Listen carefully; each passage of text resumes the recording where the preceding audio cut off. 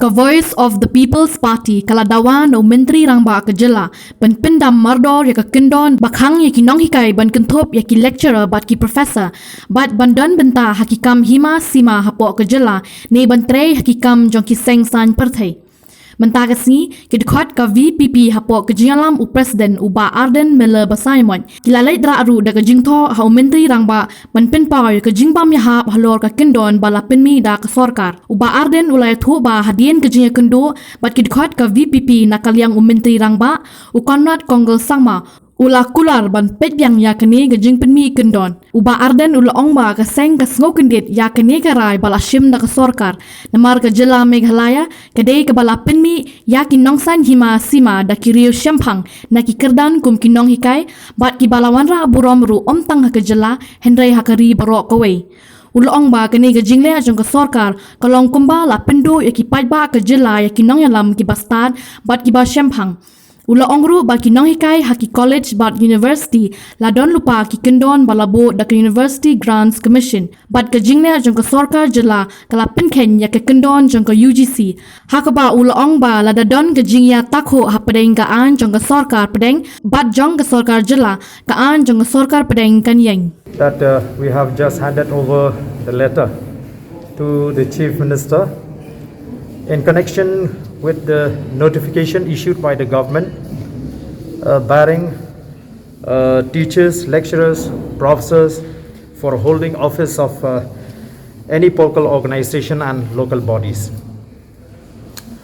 As a party, we have expressed our shock, dismay and anguish against the decision of the government to bar teachers, lecturers and professors from holding office of political organization and local bodies. We have reminded the Chief Minister about the constructive and active role of members of the teaching community, especially in the preceding years of statehood and also during the Hill State movement. They have contributed and have made an immense contribution to the overall and growth of the state. That includes Professor Gigi Swell, who was instrumental in the establishment of NEHU, Professor Martin Narayan Majau, who is an architect of the Mega Transfer of Land Regulation Act 1971, which is one of the finest legislation in the state. Professor R.S. Lingdo, the first Speaker of Meghalaya Legislative Assembly, Professor Alexander Wajri, Professor Korbar Singh, Professor B. Pakem, Dr. B.R. Kharluki, Professor P.G. Mavning and others, have also reminded the Chief Minister, in case he is not aware, that the university and college teachers are governed by the University Grants Commission's regulation. Therefore, the state government cannot arbitrarily make rule on the university and college teachers. And we have also mentioned in this letter that on the 18/7/2018, the UGC notified White number F1-2/2017 EC/PS in bracket, the University Grants Commission minimum qualifications for appointments of teachers and other academic staff in universities and colleges and other measures for the maintenance of standards in higher education regulation 2018. UGC is a statutory body set up by the Higher Education Ministry of Education, Government of India. Therefore, it is a commission set up by the government of India. So the state government, as we know, when there is a conflict between the central and state law, always the central law prevails. So therefore, the step taken by the government is very much unconstitutional.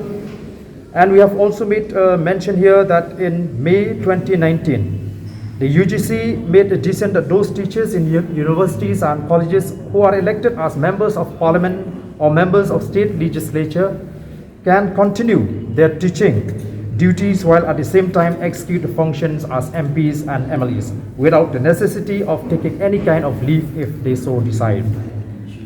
Paragraph 17.0 of the 2018 regulation deals with the code of professional ethics of teachers, and at serial 4 of subpara 7 of this paragraph states that teachers should perform the duties of citizenships, participate in community activities, and shoulder responsibilities of public offices. That is why we are here to submit this letter to the government and ask the government to withdraw this notification. This irrational, unconstitutional, and discriminatory notification must be withdrawn immediately. This is what we have had a discussion also, brief discussion with the Chief Minister, and the Chief Minister has assured us that the government will relook into this notification. And you see, by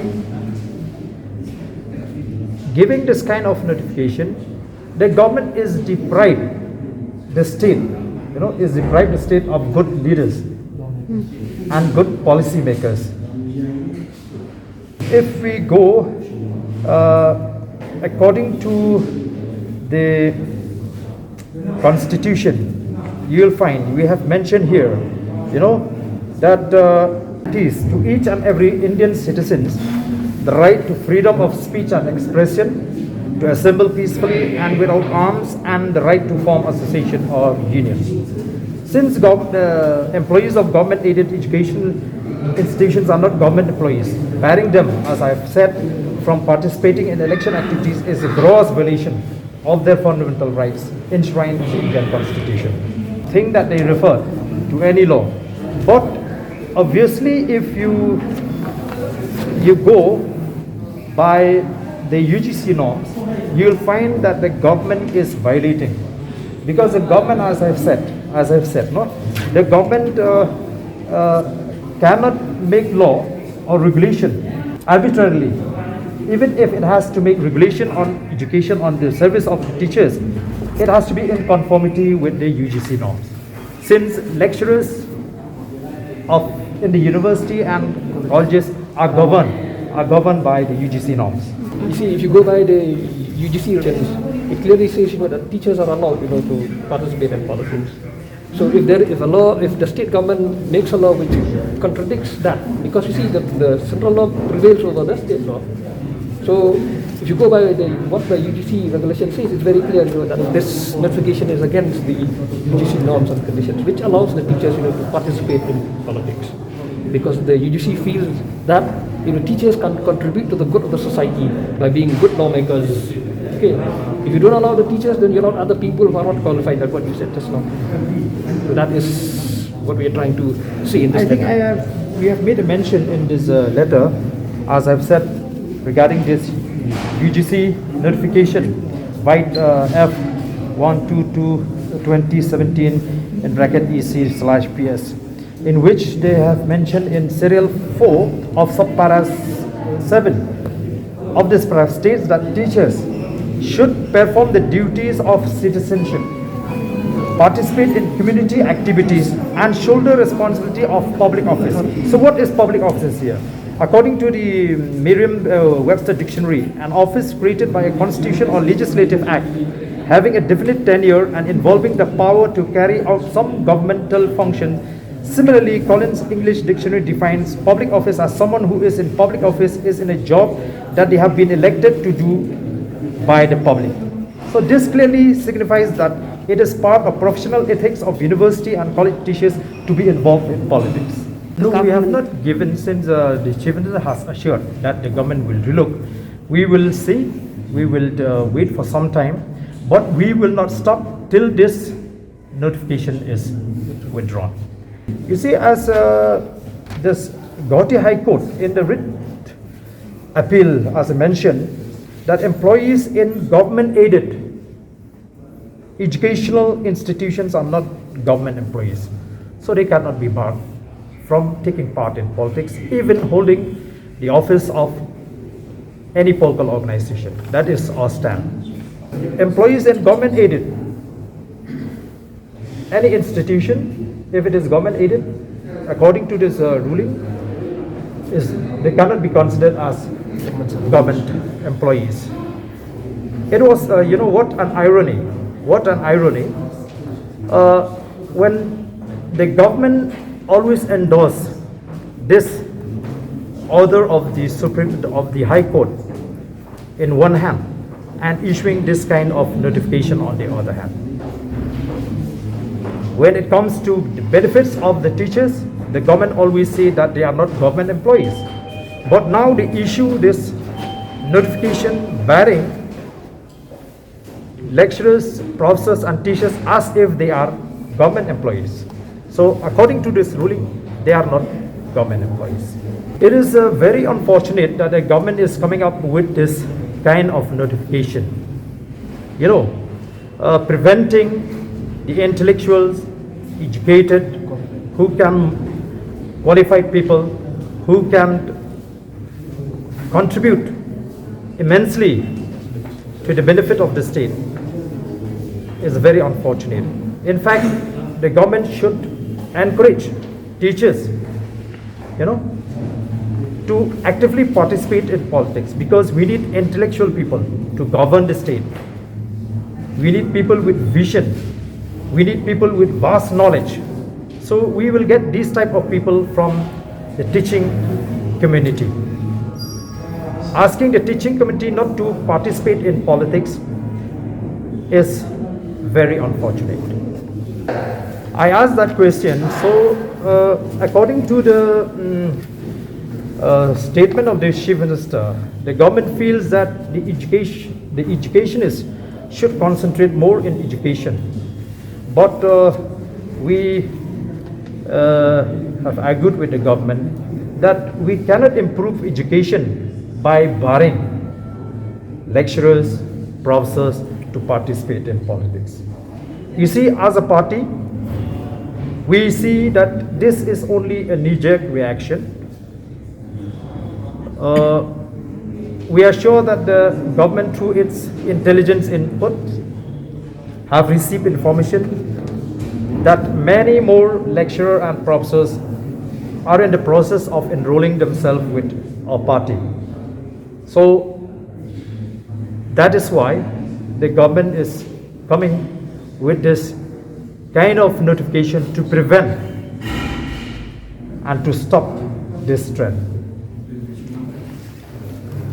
It seems that the government is trying to push us back to the Stone Age era.